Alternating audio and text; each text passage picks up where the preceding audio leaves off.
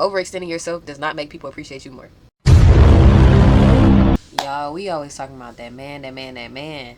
How they ain't ish, how they toxic, how they waste our time, how they drain our energy. But really, let's be real, we always skipping over the friendships. Friendship grief is real. Sometimes your friends can hurt you just as much or even more than that man can. I don't even do sit down vulnerable videos like this, but I feel like this is a topic that we need to speak on more and be more comfortable about, because I feel like it gets overlooked and we stay in friendships longer than we have to and longer than we should because we don't know no better. We don't know that our time is being wasted, and it's draining the life out of us too. These friendships can drain, these toxic people can drain the life out of you. And if we want to grow and get better and elevate to our next potential, we have to know these signs, and we have to be cautious who we keep in our circle. Recognizing toxic friendships. You are quite literally who you surround yourself around. If you're around people who gossip all the time, tear people down, who are complacent with where they are in life, who are out every night doing drugs, drinking, and still not making a good living for themselves, whether you like it or not, whether you feel like it's true or not, energy is always going to rub off on you some way, shape, or form. And obviously, if you're hanging around the type of people that you frown upon, you got to be agreeing with them in some way. So a lot of the times in this society, we feel like we have to have a lot of friends so we can feel included, so we don't feel lame and all that. So it's more so in this situation like quantity over quality, but I feel like it should be backwards. Quality over quantity. You can have 20, 200, 2,000 friends and still feel lonely, right? I'd rather have 2 solid people in my corner than 20 people who praying on my downfall. And this is the thing. Sometimes it's not even beef. Sometimes you have to realize you're not compatible. Sometimes you have to realize that you've grown out of these certain people. And sometimes you're just growing. You're evolving. And these people are comfortable where they are. And sometimes you have to get on the train. Your train is going. If they ain't hopping on that train, then I don't really know what to tell you. You got to keep going. You can't look back for these people. If they don't want to hop on the train with you, you can't stay back and wait for them and hold yourself back. And that doesn't make you a bad person either. It doesn't make either of you a bad people. It's just sometimes people can't follow you all the way up to the top. So now we're finna get into the signs of if you're in a toxic friendship. My number 1 is if you're always showing up for them and they're never showing up for you, that's the issue within itself. And I know you feel like that's so self-explanatory, but no. These people, like when you're in friendships with toxic people, sometimes they can also be manipulative. And sometimes they can make you feel like, oh, they just have so much going on. They can't show up. Well, let's be real. We all have stuff going on. Once you get past 18, for most people it's earlier, but really that age, 18, we all gonna have stuff going on. But at the end of the day, we all gonna have to show up for our people. If you ever feel like you have to dim your light because they can't handle you shining, that's also another big red flag. You should never have to dim your personality for anybody. And I definitely had to take some notes from that. Like, that's something that I had to learn myself. I had a friendship that I was in, and she was saying like, oh, that I was so clingy and this, that, and the third. And realistically, like, I'm not even a clingy person, but that situation made me dial back a lot of my personality. And a lot of the times when I have friendships now, like, in the moment when you're talking to these friends, you're not thinking, oh, my last friend told me that I was too this, so let me draw back. But subconsciously, you're going to draw back because that's what you were used to doing, and you feel like it was too much. Just because something's too much for one person, it's not going to be too much for everybody. So just don't dim your light. I do that too much. I was dimming my light too much. I was changing myself as a person. And the whole time, it was nothing for me to change. If anything, people was asking more from me. You know what I'm saying? I'm not saying that I'm not, showing up, but like more emotion.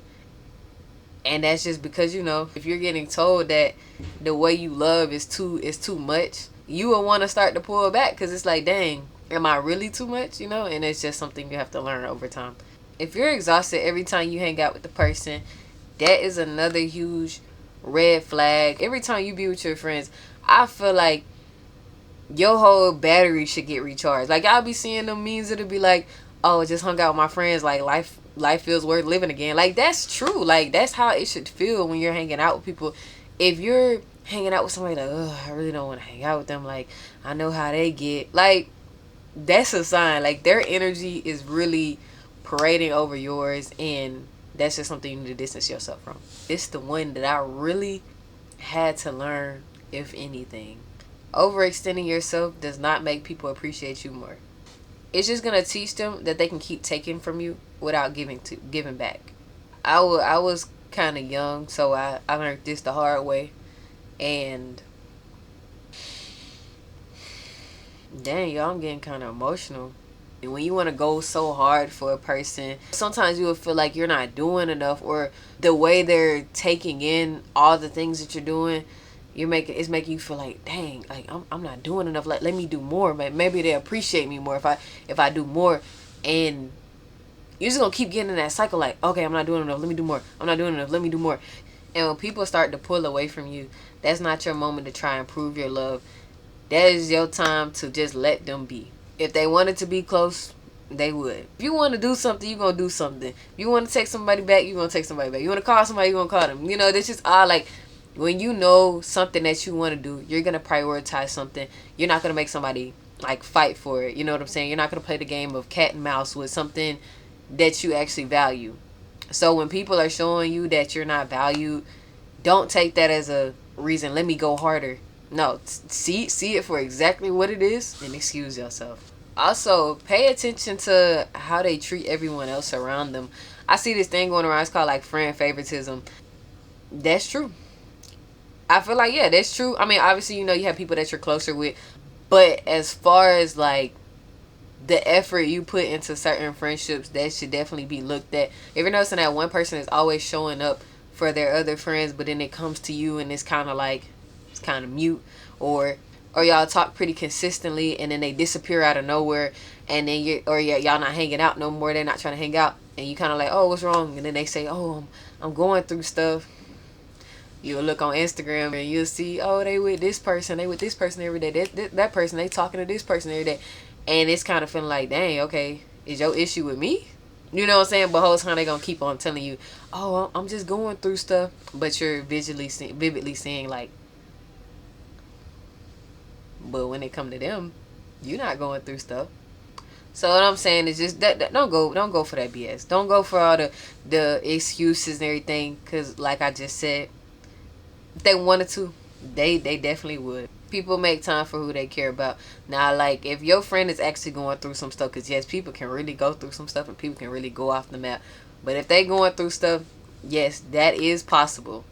But just don't go for the BS like I did. And they saying they going through something and they don't want to talk and they don't want to hang out, and then they got their other friend. They gonna put you on the back burner until their other friends busy, until their other friends don't want to talk to them like that no more. You know what I'm saying? It's just next topic. But sometimes we get so used to that toxic treatment, and when you actually come across genuine friends, you like whoa, this is how this is supposed to feel.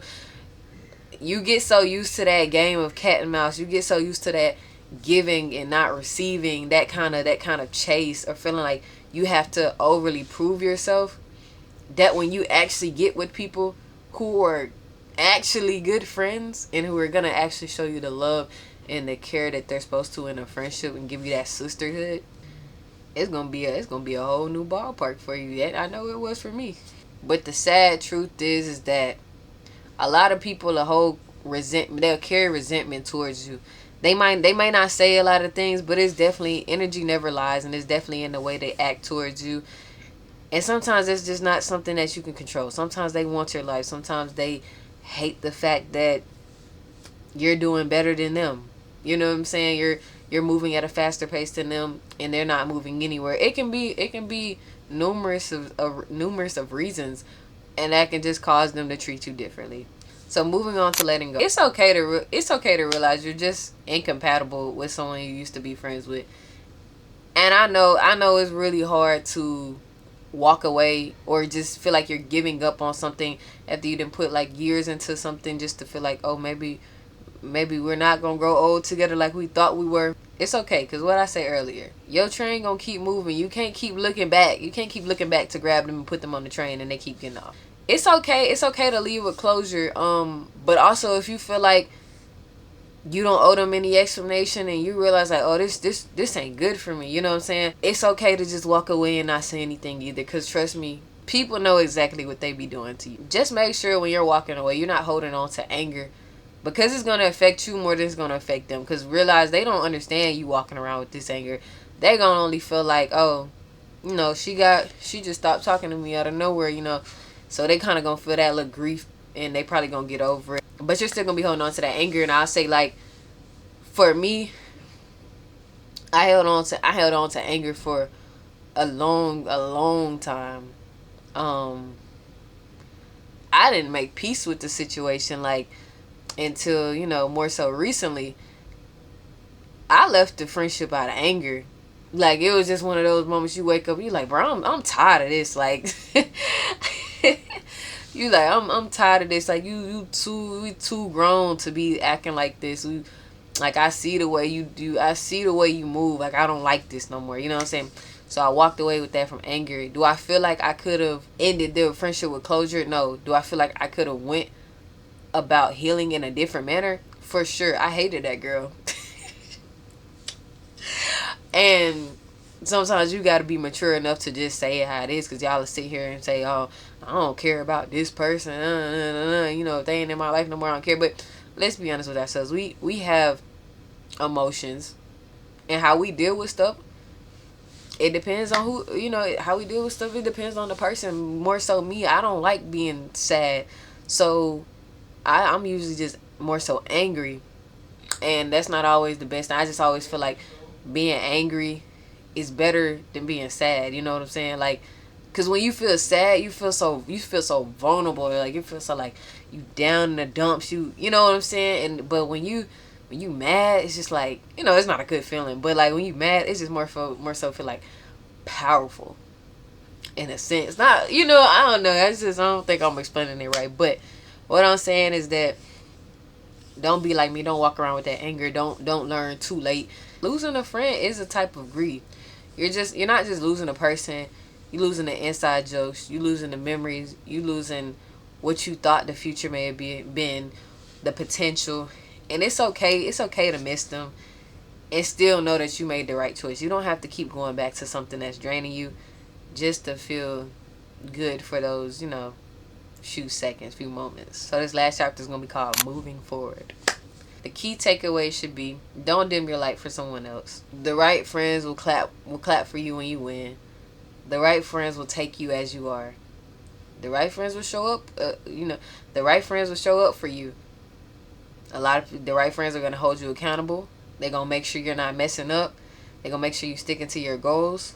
Friendships are supposed to pour into you, not drain you. So protect your space, protect your energy, and surround yourself with people who make you feel safe, supported, and celebrated.